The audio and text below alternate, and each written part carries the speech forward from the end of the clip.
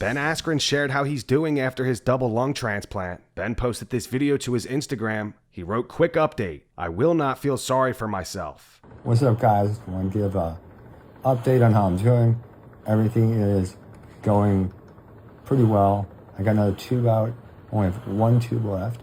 And I wanted to make a reflection with where I was less than a month ago, which was Father's Day. So I'll read you this journal entry. It's from our friend Amber. I actually thought my wife wrote it. I was mistaken. So there really hasn't been any big updates on the last few days. They have been trying to tinker with the sedation and other things, but honestly, constantly changing. A part of the day, we think he's doing great, and the next part he's not. It's been very up and down. Whenever he wakes up, his oxygen has been dropping. What's happening is that his heart takes the blood and doesn't get to go through the ECMO, therefore it can't get oxygenated. They're hopeful to start transplant evaluation this week. So that was like a month ago that they want to start transplant evaluation. Feels like, holy crap, came a long way since then. And I just wanted to give one Mental Mondays message, and that was, I'm going to plead guilty. I felt guilty for myself one time, right? And that doesn't do anyone any good. And I thought, man, I never smoked one cigarette, never smoked any weed, never did anything. Why did my lungs get stolen from me? Right? Why is this happening to someone who smokes so big? Then I realized it happened. It's over. It's done with.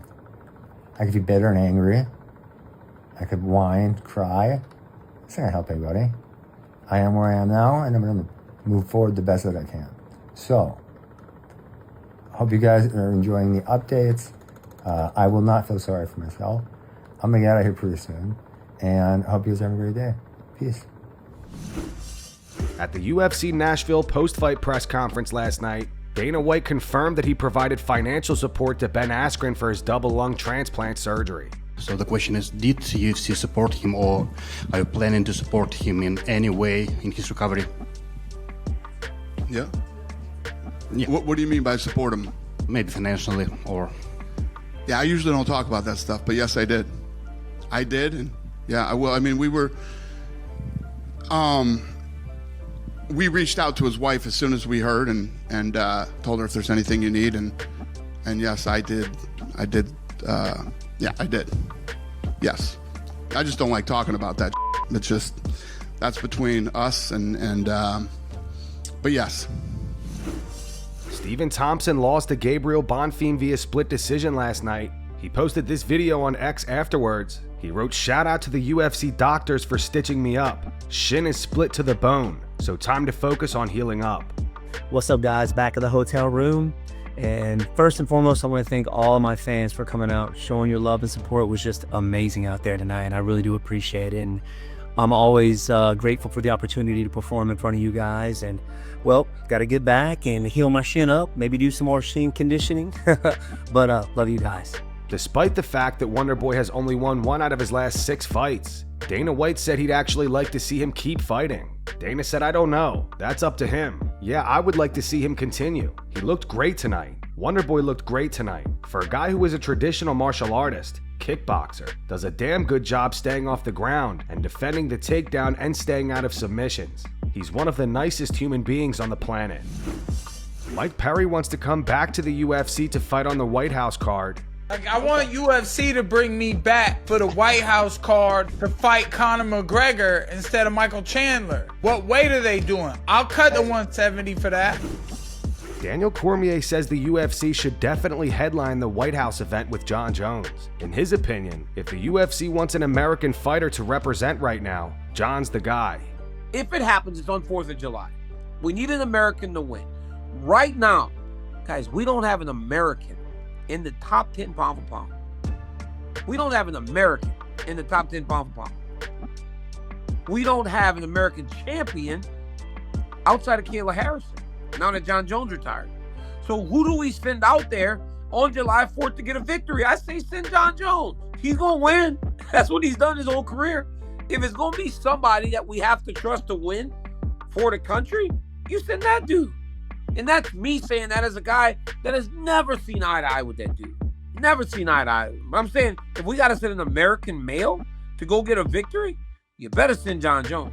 And then you start going down the list, right? The Max Holloways, the Dustin Poiriers, who's retiring next weekend. So many other great champions. But if we absolutely need a dub, you got to send the man that's proven to be the baddest dude out there. And that is Jones. Jon said when he announced that he was coming back, I called the UFC headquarters the same afternoon on the 4th of July. I'll leave it at that. America. Now that tickles my pickle. He said essentially he needed something to motivate him. And fighting at the White House is something that motivates him. And he would do that. But does he go out there and fight Tom Aspinall still? Right? Because you got to imagine by that point, Tom will have fought a couple more times and possibly have defended his championship. He may still be the world champ walking into the White House, and Jon Jones is going to have to go and, hey, get our independence. He said he'd fight anyone. So, I mean, that means he'd fight Tom Aspinall. Right back in the same. Honestly, Jon doesn't have a choice but to fight Tom if he comes back, if Tom's still the champion. That is just what it is. And honestly, as fans of fighting, you guys should be excited. Because anytime he fights, it's better. And the sport is better when Jon Jones is around. Arman Tsarukyan is currently helping Khamzat Chimaev prepare to challenge Dricus du Plessis for the middleweight title. Arman says the camp is going well. Hello everybody, I'm Arman Tsarukyan. We have a training camp with Khamzat Chimaev. He's getting ready for his title fight. He looks sharp, so excited for him and to see him UFC champion. So far his camp going well, he's healthy, he has a lot of energy, and I'm just here to help him whatever they need. If they need the wrestling, I'll wrestle. If they need the striking, I'll strike. So I'm here to help, and I want him to be a UFC champion. Belal Muhammad explains why he thinks the UFC needs more weight classes. Do you think the UFC needs more weight classes? Do I think the UFC needs more weight classes? I do. I think that there's a lot of guys that are just stuck in that middle zone. From 155 to 170, 170 to 185. There's a lot of in-betweeners. I think it'll give more guys more opportunities to fight longer, to fight multiple times a year. The weight cut kills a lot of people. I know a lot of guys that kill themselves. But even if you add weight classes, I think higher guys are gonna try to go lower. It's still gonna be a bunch of mess, but you're gonna get a lot more title fights. So why not add more weight classes? Chris Curtis moved back down to welterweight and defeated Max Griffin last night via split decision. He says he felt way better fighting at 170. Oh, man, it felt really good to be back at 170. It's it's been a long time since we've been at 170. So there were some questions about, how the cut was going to go, the diet, how my conditioning would feel. But we answered the questions. I felt great. I felt wonderful. It's nice to fight somebody my size. Nobody's 6'4", nobody's 230 pounds. It was a good feeling. I missed it. It's good to be home. I hate the judges in this sport. I'm like, okay, I gave you the second round. Spent the next 2 rounds making fun of him and hitting him. Like, what? In what world did a guy give him 2 rounds? I'm like, what is that? Like, God, judges suck. Like, I know jobs are hard and blah, blah, blah, but like, man, I would kill for good judges. But whatever, still won, doesn't matter. Chris Curtis, the welterweight, has returned. It's nice to fight guys my size. I feel better at welterweight. Not at middleweight, we put on 15 pounds of muscle. I couldn't scratch my own back. All right, like I lost flexibility in my back. My back hurt all the time. My hips hurt. I had a bunch of injuries. And we talked to the PI people and S&C and everything. It turns out putting on 15 pounds of muscle really fast in your 30s has side effects. So I feel good at 170. I feel fast. I feel great. So I'm ready to keep going. I want to fight again. Derrick Lewis TKO'd Taliesin Teixeira in the first round last night, handing him the first loss of his MMA career. After the fight, Derrick explained how he was playing possum prior to the finish. He also disagrees with the notion that it was an early stoppage. I was acting like something was in my eye, and I was waiting for him to get a little closer. He didn't get close enough for the first time, so I really was trying to sell it, make it seem like he had got me in my eye pretty good, and That's what happened. I called him. Yeah. Then I noticed he was trying to pull himself up on the cage. I'm like, man, come on, man. Then he having me hit my own leg. I'm trying to knock my own leg out of socket. Yeah, so it was messed up. Did you expect the ref to come in and stop it right there? Yes, I expect the ref. The ref should have been stopped him because he went in and out a couple of times. It was like before he even started grabbing the cage. So, yeah. When you threw that left hand, did you know if it connected that it was going to send him down? I know if I throw anything at anybody, no matter what it is, I know that it's going to go down. He was the king of the taxicab drivers in Brazil. Wow. But no, I don't want an easy fighting like that. I want, of course I would like to do one more run at the title. That'd be good. Dana White reveals that it was Donald Trump on the phone with Derrick Lewis last night after his TKO win over Taliesin Teixeira. Dana also says that he thought the stoppage was a bit early. You're sitting there, you're watching Derrick get a knockout, and then President Trump just calls you on the spot? No, Derrick came over and said, "Where's the president?" I said, "He's not here tonight." I said, "But he's watching."